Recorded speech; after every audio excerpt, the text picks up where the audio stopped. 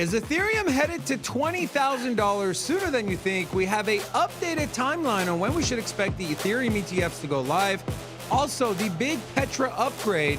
What does it entail and what is it going to do for the price of Ethereum? We have Magic joining us to break down the ETH chart. We got some big Bitcoin news as another company has adopted the MicroStrategy strategy, and their stock is up over 30%. Will more companies follow suit? Also, potential President Donald Trump is asking, can Bitcoin help solve our national debt problem? We have Ernest from Decrypted.tax joining us. Big things happening with him, and so we're excited to hear about that. Also, Chainlink is up pretty big. One of the few altcoins that is up as the markets are bleeding. And why are the markets bleeding? We might have an answer for you. So stick around and find out on this episode of Sin City Crypto. Let's go.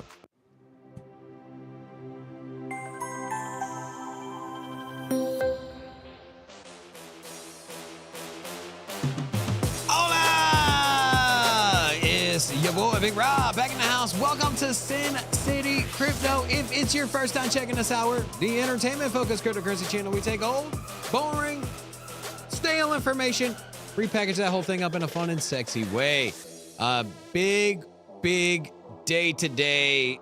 Big day for ETH. A lot of ETH news has come out.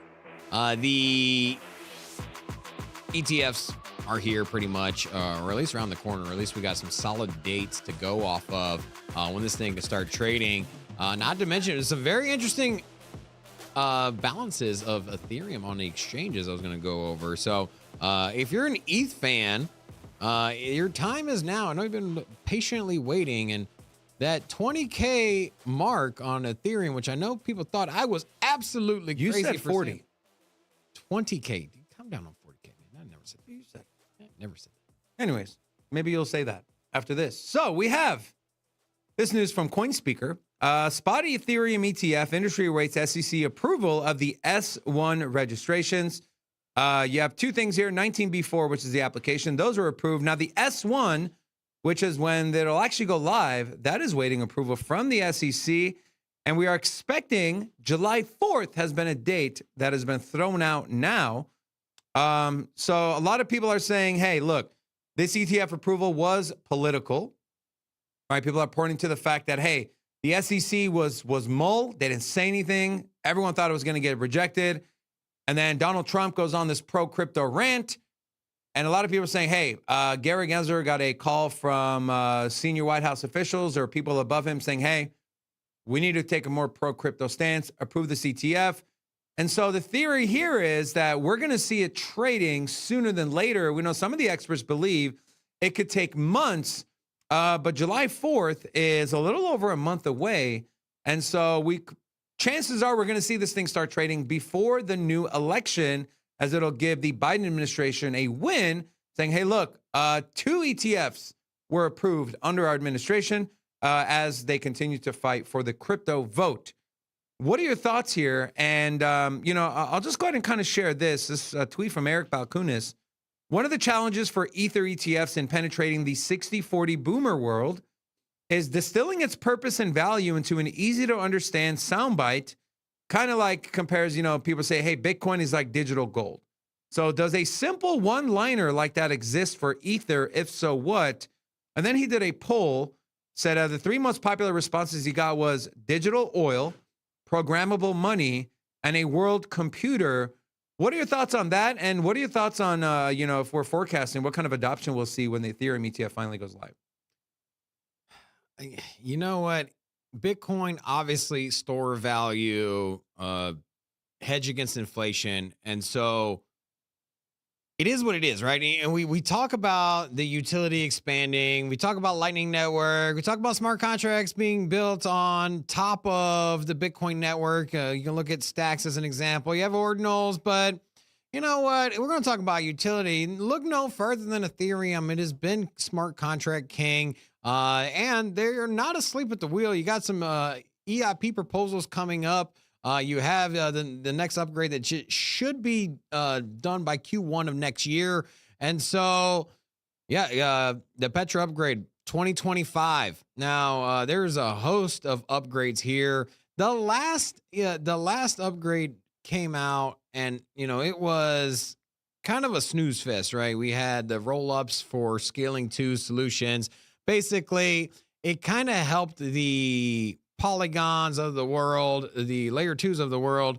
That's where you got the benefits, right? But now here we got the Petra upgrade is going to benefit the end user. So it's going to be something that we see in real time. It's going to be upgrades. I made some notes here and just kind of some stuff I threw together, but I'll just kind of list a few things. So you have EIP proposal 3074. So this one's going to introduce smart contract capabilities to normal crypto wallets such as MetaMask. So right now with MetaMask, you can just kind of send transactions, right? I can send one person money. Now here you can embed smart contracts through MetaMask, which should alleviate the base chain as well, by the way. But so it can perform complex actions typically reserved for smart contracts. Also, you have in a social recovery feature. So if you were to lose your seed phrase, you have an option here where you can delegate a signature to recover your private keys to a protocol. So basically, you have different layers of security you have as an option if you don't fully trust your own seed phrase capabilities. Now, you also have this other EIP where 7610. This one makes it easier to. So this one restricts smart contract creation to addresses with storage space. So basically, if you don't have the storage space for these smart contracts, it won't let you create them. But there's the one big standout on this EIP proposal, the one I'm most excited about, is that they're going to allow batch transactions. We've seen it on a host of other chains, Near Protocol, Cardano. Batch transactions are nothing new, but it is something new to Ethereum. So when it comes to developers, particularly NFT projects, that is the best example. We saw that the transaction cost or transaction throughput and the fees for Ethereum transactions have went sky high, and those a lot of times are correlated to new NFT mints. Now you can batch all of those in at once. You can mint a 10,000 NFT collection, all with one transaction instead of 10,000 individual ones.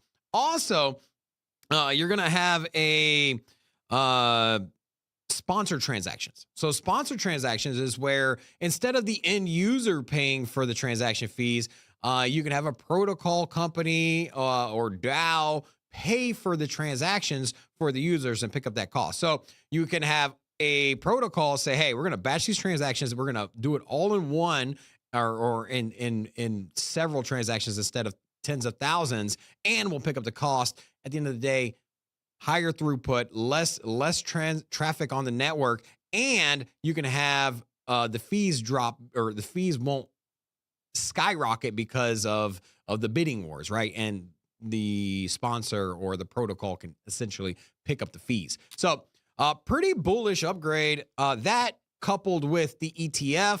And then also I have, I did take a look here. This is per Cointelegraph. You have ETH balances on exchange decreased to a 6-year low. And so, don't forget Ethereum is deflationary at times, not always, but when there's more transactions and there's more revenue being generated by the stake pool, then the Ethereum becomes deflationary by nature or by code. And so I think that we're gonna get to the supply shock situation, right? I mean, the inflows for the ETFs plus the balances on the exchanges plus the deflationary mechanism. That's lining up to be a very, very interesting 12 months coming up for Ethereum. It's funny that everything you mentioned, other top projects are already doing, like reverse gas model. That's what ICP's been doing. Near does that. The batch transactions, Cardano's been doing that. Could this be a threat to the rest of the layer ones? I don't know. I think there's still other layer ones that excel in certain areas more than Ethereum does. So it'll be interesting to see that. Before we bring Magic on, I want to give a big thank you to today's channel sponsor, Legacy Network. Get ready to download the Legacy app as it is in its final stages. Recommend you go join their Telegram to stay up to date. That link is in the description of this video. Legacy is going to allow you to improve yourself, certain things such as time management. And in the meantime as well, while you're doing that, having fun in the app, you're going to be able to earn money as well. through their legacy token, which will be launching soon here as well. We're going to be bringing their founder on the show in a few weeks. Super excited to hear about the progress of the Legacy Network app and everything that's going on. So with that being said, I want to bring on our friend Magic, who joins us every Tuesday to break down the charts. Magic, what's going on, brother? How you doing? Man, it's a good Tuesday. It's the first day debut of the new hat. So we got new colors finally. You guys are probably tired of seeing me wear the same hats all the time. I was so tired, I almost didn't invite you back today. Yeah. Barely made it. Yeah. But it's a good day, man. How are you guys? We're great, man. We're excited to have you join us, Magic. Are you going to be in Austin this week? This week, no. I'll be next week. I'll actually be down in like the Houston area potentially. So, but I won't be down there this week. Okay, cool. All right. So Magic, we're just wrapping up talk about Ethereum, the ETF approval. ETF should, people are throwing date out there July 4th. With ETH being deflationary, balance on the exchanges, the new Pectra upgrade. What is the ETH chart looking like? And take us through that process. Sure. We actually just did a full chart build for this for some people in the group. It takes about 90 minutes for me to start from scratch all the way through all the data from history and then come up with like a trading plan and a high time frame thesis. So I'll kind of share some of that, the highlights of it with you guys. Really, really easy chart to understand. We talked last week about a single print that was in place here right at the quarterly open. We had said that if that quarterly open is lost, you'll see a bigger move down. So you'll want to see that defended. And this was your move down into that. You did see that. You got a nice defense. You've made a new high. So realistically from here, you need to be above about $4,000. And I'll show you how we got to that conclusion here in a second. But if you can get above 4K, you have some really interesting targets. And to me, those targets really start to kind of come in right around, I think I'm actually on the USDT. Let's go to the Ethereum USD. Perfect. And I believe it's in here. Yeah, there we go. Go to the daily here. So you have some interesting targets above you. These are generated through averages of price that are then multiplied by, essentially like standard deviations to get projected zones of resistance, very similar to what you can do with fib work. So where you are right now in terms of, linear, you can see we're in log scale, but I've got this set to linear settings. It's a trend-based fib pool. Okay. So all we've done is come in and said, well, we need to know if we get, complementary moves out of this on a breakout, what could it look like? So you're just going from your last really confirmed low, which is right here, this high, and then this low, and you're basically projecting the move. So it looks like this. If we were to turn on our trend line, you're essentially projecting this move up from this data point here. I've just moved it over so it looks a little different now, but you want to see that in a one-to-one fashion. And in order to do that, you have to crack through your gold pocket most of the time. So for me, looking at about $4,000, if we can start living above this gold pocket here, we do stand the chance of one, making a new high, but trying to hit our very first big resistance zone that's going to be at the yearly resistance 5 level above its yearly average. So like a fifth standard deviation in this case. If you were to look at things from a 2-year perspective in terms of Ethereum price, you would see that that's also going to be a resistance 2 zone and even a 3-year resistance 1, all coming in within this box. So it stands to make sense that it's also the one-to-one of that move we just measured from a weekly stance. That would be your next big area if you can hold 4,000. So when you guys' thumbnail says blast off, people need to know where are they looking to. The very next area that's going to be tradable, in my opinion, is going to be up here in that yearly R5 area around $5,600. And if you get through that, you're looking right up to like that 8621 region. You're just looking at this in terms of like a zone. Again, 8621 to 9870. It's a very large zone, but that's realistically in price discovery. You're not looking to nail the exact number. You just kind of need a region, a ballpark to start looking for things. You get that zone with the 1618. So just standard fibs. Okay. Now the last cycle, you topped out at the 1414. Okay. Instead of the 1618.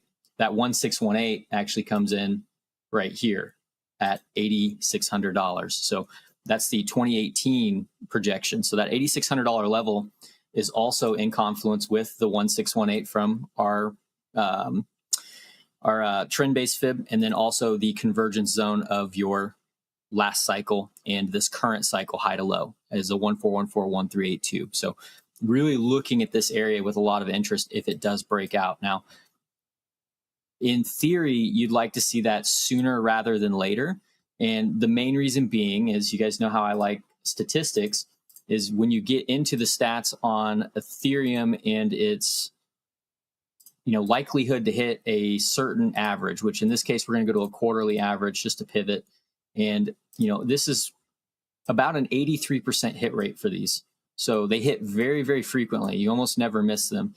And you have one that's coming in very soon. And that's going to be your quarterly. And that's the one that hits at about 83%. It's living below you. So the more we stay up here, the better for Ethereum. But realistically, it does kind of need to get going if it's going to make that move in the short term. Because if you kind of dawdle around here and find your way into that single print we talked about earlier at the quarterly open, you can run into some issues, and that quarterly open, just for anyone that needs a reminder on that, you do need to stay above that. Okay. So that quarterly open comes in right here, right at $3,642.83. You can see that's also where your quarterly average is trying to generate going into this last month of quarter two. And if it can hold that, continuation does seem likely, and a new high in those targets we just talked about become, pretty accurate. But if you start giving this up, you can make your way through this wick. Doesn't mean that the rally's over. Again, this can dip quite far if it's going to dip. You can dip all the way down to like $2,300, $2,400 is what we figured up. And technically, nothing is really broken. It's not my preferred scenario, though, for immediate continuation. And with everything that's going on, especially with all of the news catalysts that's coming in, and like the fundamentals are changing on Ethereum a little bit in terms of like what kind of investors can be involved in the market, I would be more inclined to be bullish than I would be bearish right now. So I think longs would be the better play. And it's just really important to kind of navigate where you're going to be at in terms of invalidation. So that way you don't just marry an idea like everybody did in 2021 that Bitcoin was going to 100K. A lot of people married that idea because of stock to flow or whatever model they were looking at, or maybe they were looking at lengthening cycle theory, whatever it may have been. Those are all just theories. And so you always have to know when you're wrong on those. And the same is with ETH here. So do you, Magic, do you have a base case for, where you think Ethereum can get to with everything going on? I guess I'm kind of asking you for a price prediction here. Is there a number in your mind? Yeah. So I think 8,600 to me is a really, really important number, mainly because if you can get through that, like that's going to be a pretty big resistance. It's much like with 73K that I mentioned with Bitcoin. That area is going to be a hang-up zone probably. Now, I struggle with price predictions in terms of things like this because I think that you would have to really weight market cap more for things like a price prediction long-term, especially with Ethereum. The reason I hesitate on something like that is only because when you look at charts that measure against Bitcoin, they all pretty much trend down long-term. And that tells you a couple things. The market is maturing and smarter money, quote unquote, smarter money, bigger money is getting involved. We'll call that institutions, people like BlackRock. And what it's telling you is they're not buying altcoins. They're buying Bitcoin only.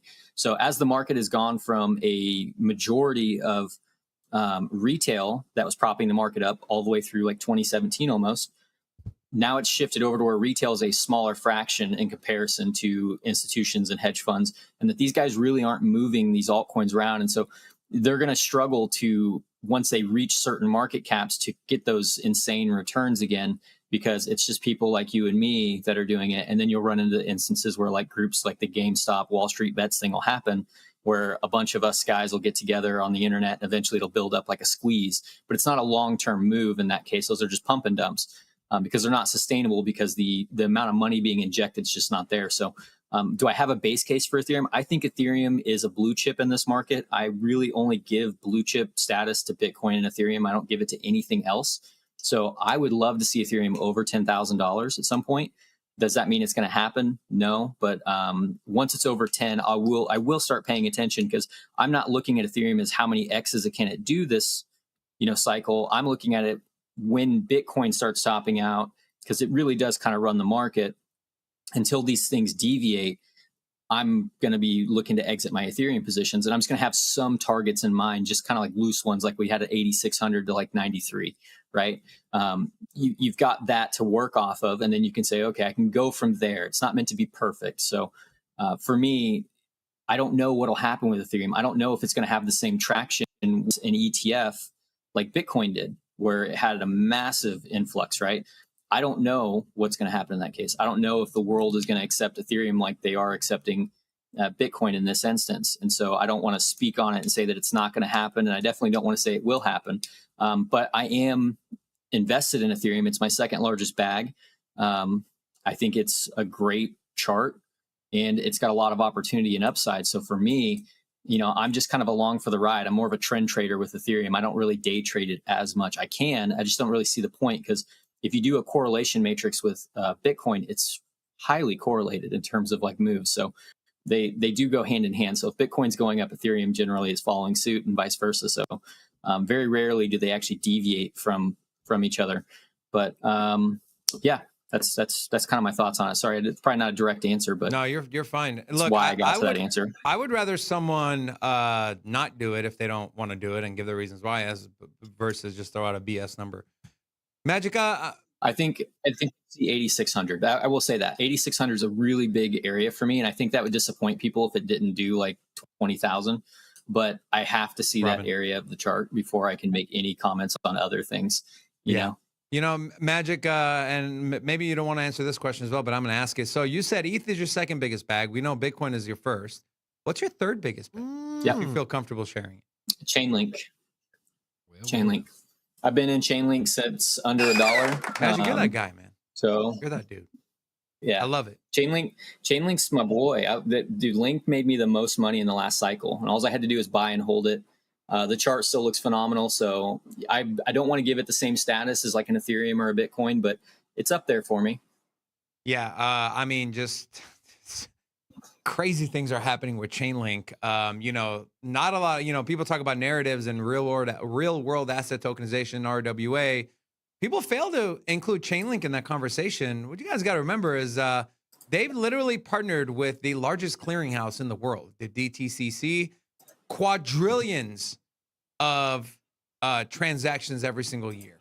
And so, the CCIP, I'm super bullish on Chainlink too. Chainlink, I think, is like, well, now it's like my fourth biggest bag because that Trump token just pumping. I'll tell you this about the Chainlink chart, and I'll leave it at that. I won't go into a whole lot of details, but when people ask me why I like Chainlink so much, this is the chart on Chainlink. Okay, so Chainlink is really, this is a quarterly chart. This is just higher lows. It looks very similar to like something like Bitcoin or Ethereum. There is no real market structure breakdown here. So, I mean, if you just took like a polyline tool, one of my favorite things to do, especially if you're new to trading, take your polyline tool in TradingView, it's free, and just chart the highs and lows and see what market structure looks like. And in this case, everything looks pretty copacetic. You're right here. So the next thing inside of the trend is a new high. What would change my mind and get me bearish on Chainlink? Well, I mean, we'd have to come back into this region of the chart probably. So for now, I mean, you're expecting another high eventually, and it's not that sexy token anymore that's doing like massive X's when it was, down here in like sub-dollar land. People, as this was happening, were losing their mind. But, now that it's $18, $20 a token, it's kind of like people just forgot about it because they don't think it's going to do 100X, and it probably won't. So, but it's also not nearly as risky as getting involved in some of these other tokens. So amen to that, man. I don't know. The chart to me just looks good.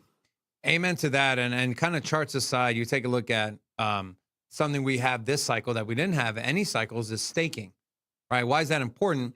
It takes potential sell pressure away as 40 million Link tokens are staked. And so I'm super bullish on Chainlink. I know Rob is as well. Magic, we appreciate you joining us, man. Thank you so much for all your insight and your knowledge. Guys, we're going to prompt our friend Nightbot do the link for Magic's Discord, Crypto Hub Discord. I'm in there, although I'm not very active in there, but I'm still in there. Recommend you go join. A lot of good stuff in there, man. A lot of high-level, intelligent conversations, a lot of chart sharing. And so we'll prompt that. Make sure to go join his Discord. Also, if you want to follow him on X, at Magic Internet M1, correct? That's right. Yeah, Magic Internet. Not M2, M1. Awesome. Magic, we appreciate That's you, right. man. And we'll see you next week. Thanks, guys. Have a good one. Thanks, All brother. right, Take take care. care. All right. I do want to talk about BTC here. And so a lot of exciting things happening with Bitcoin. The first one is this. Semler Scientific, a pioneer in developing and marketing technology products and services to healthcare providers, announced today that its board of directors has adopted Bitcoin as its primary treasury reserve asset. In addition, Semler Scientific announced that it has purchased 581 Bitcoin for an aggregate amount of $40 million, inclusive of fees and expenses. This is a quote, "Our Bitcoin treasury strategy and purchase of Bitcoin underscore our belief that Bitcoin is a reliable store of value and compelling investment," said their chairman. Bitcoin is now a major asset class with more than $1 trillion in market value. We believe it has unique characteristics as a scarce and finite asset that can serve as a reasonable inflation hedge and safe haven amid global instability. And then, how did their stock react? Up 30%. Let's take a look at where it is now. I was taking a look at NVIDIA. Let's take a look at where that stock is now. Semler Scientific up 33.28% off this news. I've said this before, Robin. The goal of a publicly traded company is to keep the shareholders happy.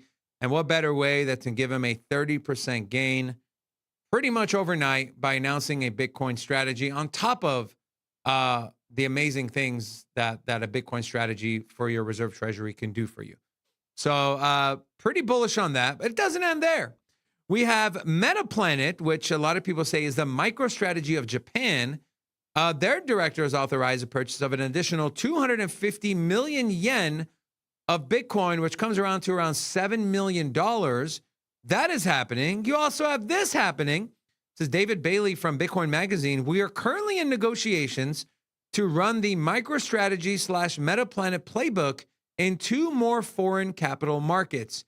This strategy is going to take off globally. We also have this. BlackRock has been buying Bitcoin for its own fund, the Strategic Income Opportunities Portfolio, per an SEC filing. And to put the cherry on top, very, very sweet cherry, Donald Trump is asking if Bitcoin can solve the U.S. national debt problem. Where we were, where have we come so far? Pretty bullish news for BTC. Robin, a lot to unpack there. What are your thoughts on everything I just went over? Would you go over? Stop. Nah, it's extremely bullish, bro. Let's start here. Okay, go ahead. So You start with, you have like three different. So let's start here, things right? so. The company, Semler Scientific, Yeah. announced a Bitcoin strategy, reserve It's- asset, and then the stock goes up 30%. We're going to see more of that, right? Yes, but here's the thing. So in watching the podcast yesterday or the day before, it came out the day before, on the Michael Saylor and Peter McCormick one, there was a very interesting discussion where Michael Saylor broke down the entire process of having Bitcoin as a treasury asset as a publicly traded company. And it was mind-numbingly complex, right? He said that, he had to talk to the shareholders, and then he had to offer buybacks for the stockholders. He had to have the CFO and the CEO, and so the process itself is not as simple as saying, "Hey, we're going to just start buying Bitcoin," right? And he went through and said, "Hey, look, you know what? I would love to take calls on from other CEOs on how to implement this, how to do it." So, I mean, obviously they have the record for doing it. I'd be very curious to see if the scientific company reached out to them, and maybe Saylor, asked him for his advice. I mean, it wouldn't be surprised. He said he fields a lot of calls in this exact field or for that exact purpose. And so for me, I'm like, yes, I think we'll see more of it, but it's very complex. I think that what you'll see is actually more people just buying the ETF and holding it versus custodying Bitcoin. I still think that regular, for the convincing the board members and getting the framework to custody it is pretty confusing and at least pretty daunting. And especially there's a lot of accounting hurdles as well here in the United States, where the SEC has made it difficult to you can write down, but you can't write up your Bitcoin holdings right at the moment. And so if you have a drawdown on Bitcoin, you have to show loss. But if the same, well, that's all going to change next year, right? Yeah. The FASB. It should, but right now it's complex. So with that said, will we see more? Yes, absolutely. Especially if the stock rises 30-40%. But this happened overnight. Yeah, in one day. If it goes up 30-40%. But how long lived are those rallies? And each company that does the same is going to have less impact, right? So if we have another 10 companies do it, that's a fair point. The 8th, 9th, and 10th company won't get that. So I would kind of put that reasoning on the back burner, like say, hey, let's adopt the Bitcoin strategy as a treasury reserve asset, and we should expect 30% gains. That I don't think will hold true, maybe for the next company or the next 2 companies. But after that, I think it subsides. Also, I think it's just a little easier for a company to simply purchase the ETF versus trying to custody Bitcoin themselves. But not saying that there won't be others to follow. There absolutely will. But I think it'll be outliers versus the norm. Okay. What was the Donald Trump thing there at the end? So, he's got people in his ear. David Bailey from Bitcoin Magazine. He's been working with the Trump campaign. A lot of people are speculating his running mate is going to be Vivek, who is very bullish, and he's been kind of in his ear. So anyways, he's asking, hey, can Bitcoin help with our debt problem here, our country's debt problem? It won't hurt. It can't get worse. Here's the thing. Like I guess in the long term vision, you can say, hey, adopting Bitcoin is a better form of money than the dollar. So that could be a long term problem, right? That Bitcoin is, you're going to incentivize Americans in foreign countries that operate with dollars to use Bitcoin, and so in that regard, it may be a net positive, but that's so far down the line. And the share, the Bitcoin market cap or crypto market cap pales in comparison to the actual monetary system that is the US dollar. So I don't think that that's anything you worry about. And if you're a politician, you're trying to get elected now, why piss off the 50 million American voters that have some sort of access to crypto or a wallet at least, and say, hey, look, you know what? I support crypto while we're here. And there's so much money. We talk about treasury bonds all the time when it comes to these stable coins. I mean, that's just one area of the market that could help our own government, right? And can keep the Ponzi going. Yeah. Well, I mean, it's revenue, right? Yeah. We borrow from one to pay back the other. No, what I'm saying is that these bonds that the stablecoin companies are buying, I mean, that's investment in the U.S., right? Yes. That tether, that dollar, it's backed, maybe not backed 1-to-1, maybe not, that's up for debate, but it's backed by majority at least. Over 50% of tether and over 50% of Circle is backed by the dollar. Does it get quite up to 99% or 100%? I don't think so. I think once regulation comes in, they might aim for that. So yeah, I think they will, and which would bode very well for the dollar and monetary policy. I saw a comment. I think it was Pet Brett said, "I love hearing all the bullish news and Bitcoin not moving. Oh, it might have a few reasons. One reason is Mt. Gox. So the Bitcoin is on the move.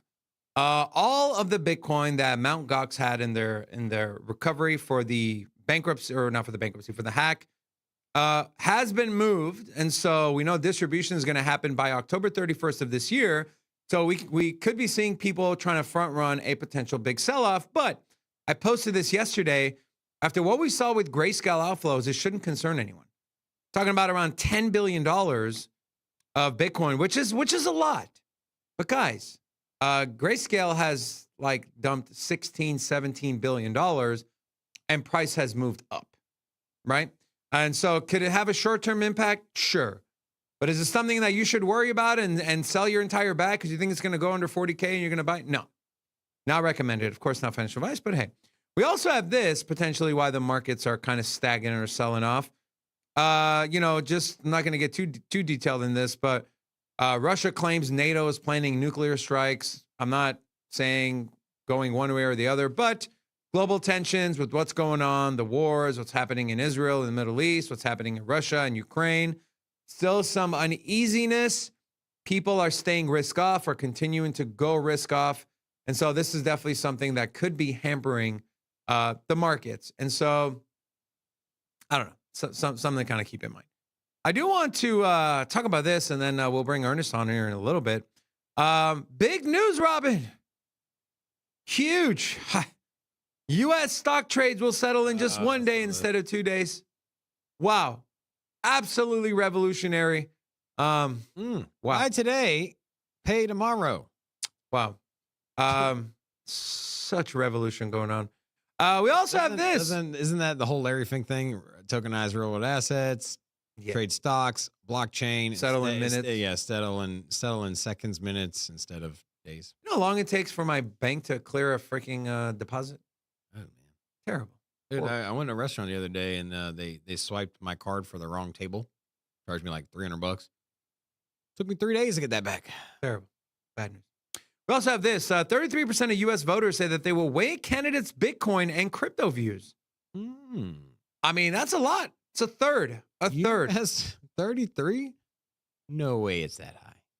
Well, 33% of voters. I don't know who did this poll, but yeah, it sounds great. They went. Bitcoin Magazine went around their own office. Is this gonna be? is this gonna be something you're looking for? That's fine. All right. I do want to give a big shout out to another channel sponsor today, which is decrypted.tax. So although tax season might be over, there are still ways where you can get money back from previous tax returns. Whether it's, I saw someone mentioned, hey, what if I made money, but then there was a hack? Can I write that off? What about my transaction fees? These are all things that even though the tax season for the last year is over, you can still work on with a tax professional to be able to get more money into your bank account. And with that being said, we're excited to bring on the founder of Decrypted.tax, a friend of the channel, and we will be on the same flight going to Austin, Texas. Just found that out 2 days ago. So we got Ernest joining us. Ernest, man, welcome back to the channel, brother. How you doing? Hey, guys, I'm good. We're excited to have you. I'm excited. I'm going to switch seats so you can sit closer to Robin, and because he's got a lot of good stories about rolling 77. What was it? 777 sevens? No, I rolled 77 sevens in a row at in Las Vegas. Very believable. Very believable. Craps. Ernest, I want to ask you real quick. We had a comment from the community. Hey, if my wallet got drained or if there was a hack, can I write that off or not pay taxes on that even if I made a gain? There are circumstances where you can write that off. I mean, it's a facts and circumstances kind of thing, but generally speaking, if you're trading crypto and you have a loss, whether it's a loss like that or you have a wallet you forgot the private keys to, I've had that happen to clients. I haven't had it happen to me, but there are ways we can write some of those losses off. I mentioned during the sponsor spot that, hey, look, and I didn't know this, but the transaction fees, I know I minted a lot of NFTs back in the last bull market where ETH gas fees were, there's one mint, I almost paid 1 Ethereum for a gas fee. And I don't think a lot of people realize, and myself included, that you can actually deduct that from your income, correct? And get money back, even if it's from 2-3 years ago. That's right. So your gas fees are ordinary necessary business expenses in your trade. Those gas fees are the same as if you were earning income, I don't know, selling peanuts on the side of the road. You still have expenses that are that are related to that income. And then so long as I can show a clear connection between the income and the expenses, they're ordinarily deductible. Amazing. And guys, we'll drop a link here so you guys can, if you have any questions about that, give Ernest a call. He'll definitely help you out. Great guy. Ernest, I Yep. saw, I follow you on X. I saw that you're running for the ApeCoin board to run for a board member. And I want to share this. So election season is here. In under 24 hours, ApeCoin election nominees are set to begin live introductions to the community during the season's election coverage marathon. To which this tweet from you: my name is Ernest Lee, and I'm running for ApeCoin DAO Special Counsel. First round of voting is June 6th through 12th. Second round, June 13th through 19th. What kind of sparked you to go down this road? So over the years, I've helped a number of businesses grow. And in my investment fund, for instance, I lend money. I do both equity finance and hard money lending in the investment fund.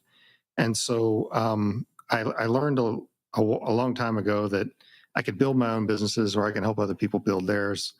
And so that's what I do. And then so I've helped a few. When you have ApeCoin, or you're connected with the ApeCoin DAO, you can submit an ape improvement proposal, and the AIPs are always voted on by the individuals or businesses that own ApeCoin. And so part of the general counsel's role in that is helping those AIPs. And I was helping an AIP with a current proposal that he's got up for vote.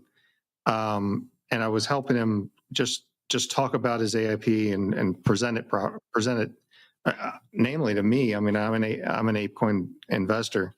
And so I was just working through that, and I realized that there may be room for me to help in the ApeCoin DAO, and in the position as special counsel for the ApeCoin DAO. So I decided to run. Whether I get in or not, I'm going to be involved in ApeCoin, and as I have been, but I'm going to expand into other roles. And so Decrypted Tax does taxes for a number of people who own ApeCoin and who are involved in the DAO. So yeah.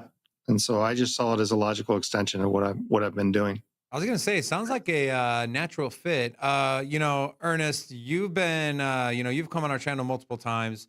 You've been in our studio. I know you personally. You're a good dude. And Thanks. so we want to help you. How can we help you get elected to the special counsel of the ApeCoin Well, DAO? get out the vote. It's the vote is based on how many ApeCoin you own, and you have the dates up there, and you have my Twitter. Yep. Follow me on Twitter, because I've got way too many follows for as many likes as I have. So please look up that Ernest Lee DOTCOM Twitter and follow me there. That'll help my algorithm for getting the message out. And Yeah. so yeah.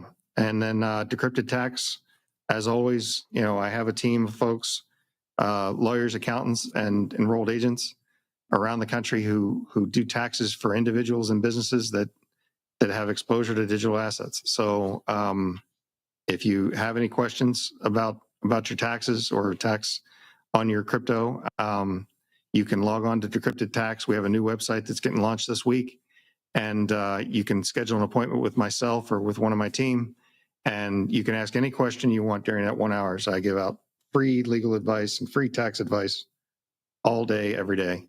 I know a lot of people don't like to say that, but I do. And anything I tell you during our call, I stand behind it. That's amazing, man. And I think it's so important that you're doing that, Ernest, because, it is a newer field as crypto comes into the regulatory spotlight. And, even me, I've been in the space a while. I still get confused on a lot of things. Like I get nervous. We had the report that they hired 87,000 new IRS agents. Like, am I doing something wrong? Am I going to get audited? Am I going to get, I don't know, fined or something? And so it's important to have, people like you who are out there serving the community and really helping. So we appreciate that. I did pin Ernest the link. If you just click the link, it'll take you directly to his Twitter page. Go follow him so you can stay up to date.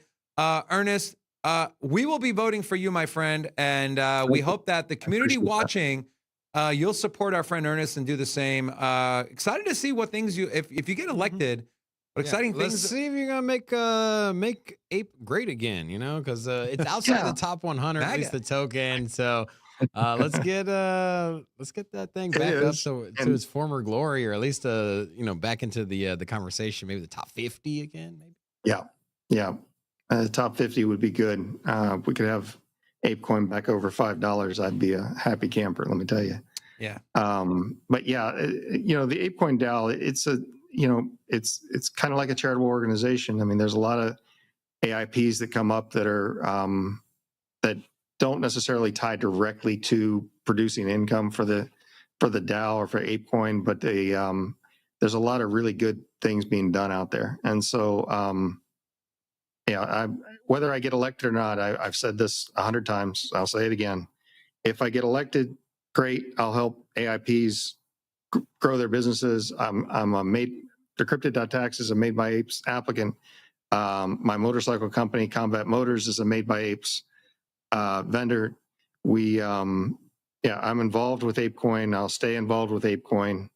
But I'll also, whether I'm elected or not, if you have any questions about your business, you have any questions about your AIPs, give me a call. I'll help you out any way I can. And I was on a Spaces earlier today on Twitter, and I let everyone know it is a paying position, but I'll be staking all the pay that I receive in ApeCoin, at least for the next few years. So I'm in it to win it. Here we are. Sounds like you're all in on that ecosystem, man. That's amazing, Ernest. Thank you for joining us, man. We appreciate you. Best of luck to you. We will do everything we can to help support you, my friend. And we will see you in about 5 hours. About 5 hours, yeah. All right, brother. Take care, Ernest. Thank you so much. All right, take care. Bye. Guys, Ernest is a great dude, man. I've met him in person, and I mean what I say. Go follow him on X and help him out. If you own any ApeCoin, I personally don't, but I will buy some just so I can cast a vote. And so I recommend you guys do the same. And so, awesome. All right. Rob, there's always, every cycle, there's always like top signals, right? It's like when your grandma starts asking you about Bitcoin, it's a top cycle. Well, we're starting to see foolish thing you better pull up. Hi, everybody. This is Caitlyn Jenner here. I know. Actually, I've been running around all day playing golf, and Sophia, my CEO, has been doing a wonderful job with my new crypto coin. Yes, this is for real. Get involved. It's going to be very good. So I'm very excited about it.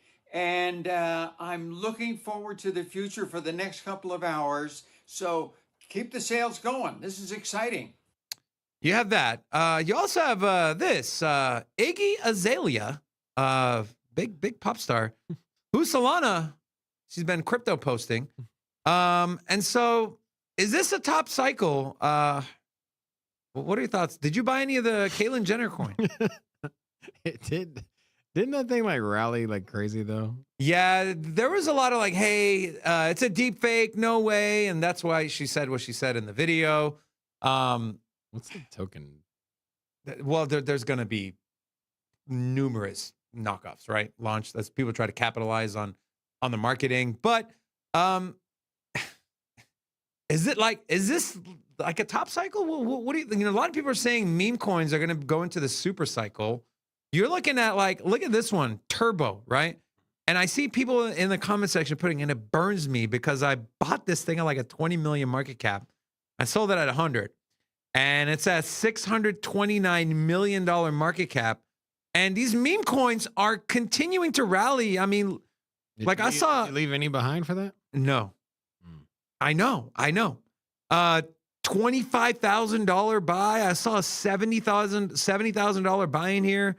8,000. So like people still got money to dump into meme coins. And then on top of that, you're starting to see celebrities like Caitlyn Jenner, like Iggy, who are just not crypto native people, are launching coins. Like, should we start to be careful here? I'm not even trying to be funny with that question. I know. I'll just say this: you look and you don't think like, well, there's no chance that thing has room to run, right? There's no way this gets adopted. There's no way this Costco hot dog becomes a thing. I still have some of that. Do you use it really?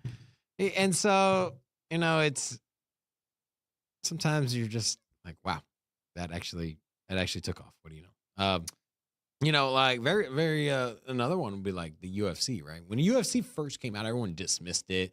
They said like, oh man, this is crazy. It was very taboo, right? And it grew into a real sport, So you never know what actually, good segue for this one here. So we have a new upcoming sport, pillow fighting. What? Pillow fight championship here. You can see, the spinning back pillow is a... Dude, are those Tempur-Pedic pillows or are they down pillows? I'm just curious. No. Would you entertain a match with me, David, in a official pillow fight? You know what, man? Yeah, why not? Yeah. Are the pillow raise the stakes, though? Are the pillow filled with sand? I'm saying, what kind of pillow is it? Like that movie Step Brothers, where he fills a pillowcase with soap bars.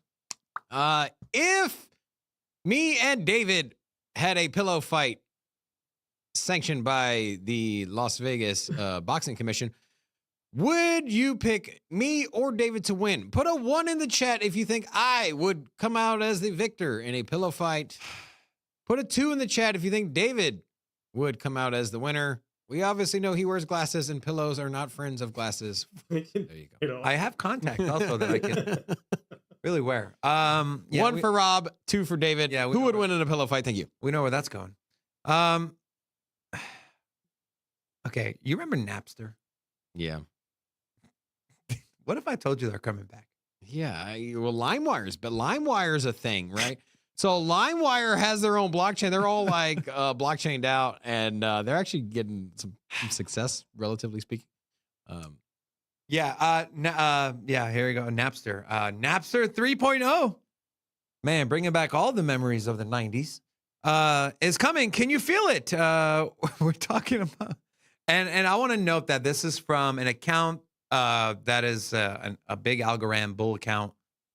Alex, don't know him personally, but just his bull post Algorand, so one of the biggest RWA projects in the music industry. So this is their Napster 3.0, their white paper. Something is coming. Explore and secure licensing opportunities and partnerships that support our Web3 products. Funny as you didn't need those back in the 90s when you just ripped off music. Manage our relationship with the Napster Foundation to support the rollout of their Web3 initiatives. I don't know where to go with this. Is this like, are people reaching to crypto and Web3 to try to revive or save their industries or not industries, their businesses and companies? I mean, do I even want to ask you your thoughts on this? What are your thoughts on this, Rob? I think this is more of a top signal or the euphoria side stage than anything else, right? That's how I look at it. It's just, hey, you have a business that, well, has a tarnished track record when it comes to operating your computer.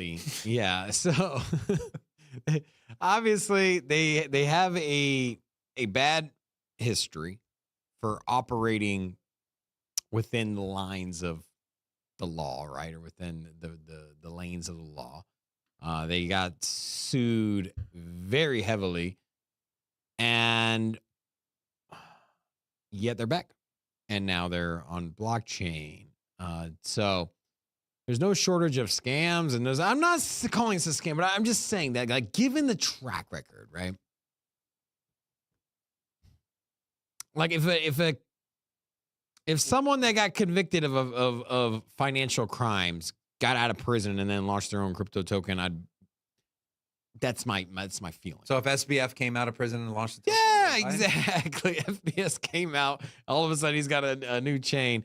And now maybe I'm not giving Napster a fair chance here. Maybe I think you're on. Maybe they create something, but probably not. They have a record of ripping off musicians, artists, not, Look, Robin, it's like, what's that saying? Can't put a lipstick on a pig?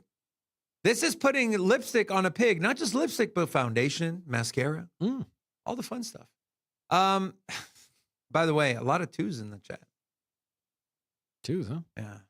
Saying I got longer reach. I do. Got more than a longer reach. I got height. I got strength. Poeman and Robert Vermouth put ones in the chat. Yeah, because they haven't seen us in person. Billy, who's seen both of us, he voted for me. Anyways, let's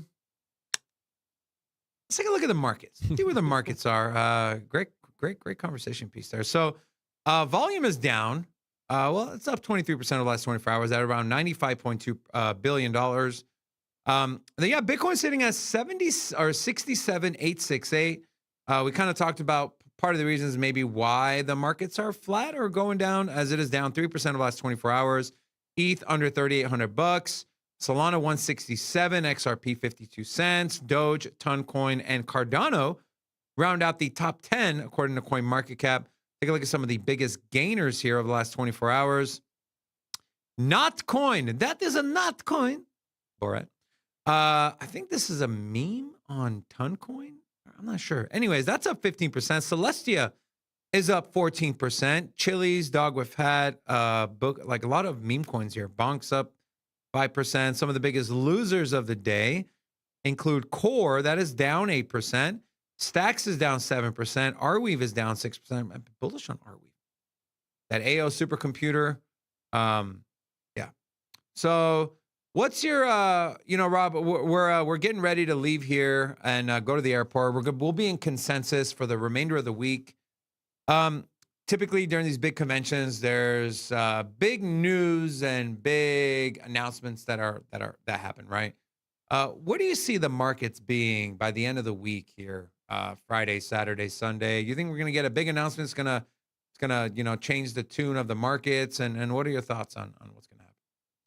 Well, historically, these big conventions, we usually see drawdowns. I know the last two Bitcoin conventions, the one at in Miami previously. To be fair, that was during a bear market, right? Yeah, but I don't know, man. And so I'd like to see some big announcements come out of consensus. I mean, we'll be there. Perhaps, 2 years ago, you had Nayib Bukele announce the national strategy for Bitcoin at a Bitcoin convention. And so could we get a giant announcement for some companies with crypto? The ETF firms, the custodial agents, the providers, they should be there. I know Franklin Templeton will, and a host of others. Swift will be there for the first time. Really? Yep. And I heard they're going to make an announcement with Chainlink. Really? And Yeah, Michael Saylor is gonna buy Ethereum live. Yeah. Michael Saylor will be during there. the Just show. kidding. You'll also see all kinds of cool web. Every time we go there, there's always these small companies that have cool Web3 projects and different video games. So there's obviously the big names that you're excited about, but then you also get a RFK will be there. Yeah, but you also, I'm telling you, get a lot of cool little things racing games. Those are always fun. You can unwind. Speaking of racing games, please use on my next. So here you have. So here we have. Anyways, Can you make that bigger? Sure. Yeah. Here we go. Nope. No, I can't. You got to use your. Magnifier. Let me see here. No. No. Okay. Anyways, what is this? What is this? So. What is that? It simulates real world driving. So here you have this hydraulic machine behind the chair, and when you crash, it actually crashes you in real life. But There's no airbags though. there's no You're funny. When I used to bring up stuff like that, I used to give you so much shit and say, how deep, did you have to go to find these videos? I'm going to ask you the same question. it's pretty deep, man. So, Wow. yeah. Anyways, we got a flight to catch, guys, and we both have not packed yet. So we're going to wrap this sucker up here. Yeah.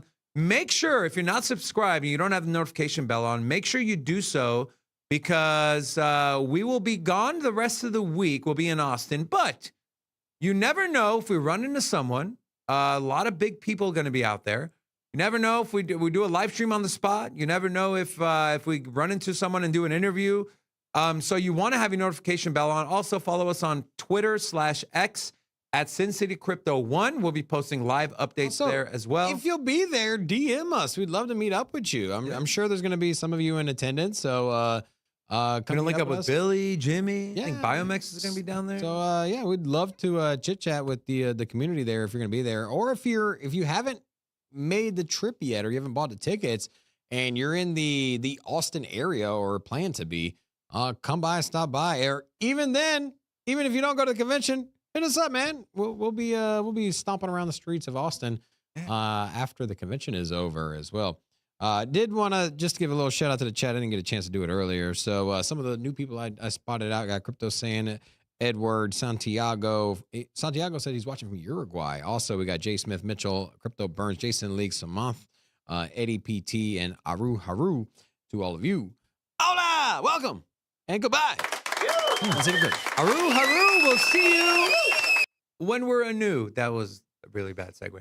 Anyways, that'll do it for the show today, Rocco. Because of the segue, no finger tornado today. No tornado? No, you got a flight to catch. No finger tornado. Yeah. You're just a hater. Guys, thank you so much for tuning in. If you're in Austin, we'll see you there. We love you guys. We got a polka dot video coming out tomorrow. You're going to want to watch this. Very interesting one. We'll see you tomorrow. We'll see you next time. Sin City, crypto. Everybody know we here for entertainment and info. Gonna show you how to get that big dough. So every day stay tapped in for big facts, no capping. With Bitcoin, if you're in, then you win. We divide the pie with no fraction. It's Big Rob, David. I spit the game, but they gave it. Named according to your favorite. I got dry powder, why save it? To the OGs, new beginners. Special shout out to the well members. Buy a dip, sell winners. Ain't really nothing you can tell sinners. Tune in for the latest new flavors. They gonna teach us mean coins. They polarizing like barbecue chicken pizzas. I laugh with a major grin. Laggers, we trade them in. Baddies, they came to sin. And sinners gon' play to win. Screaming, hola, till my bags are flowing over. Hold ya to the moon and to the solar. Won't I? Don't be letting FOMO control ya. It's over when the finger tornado close ya.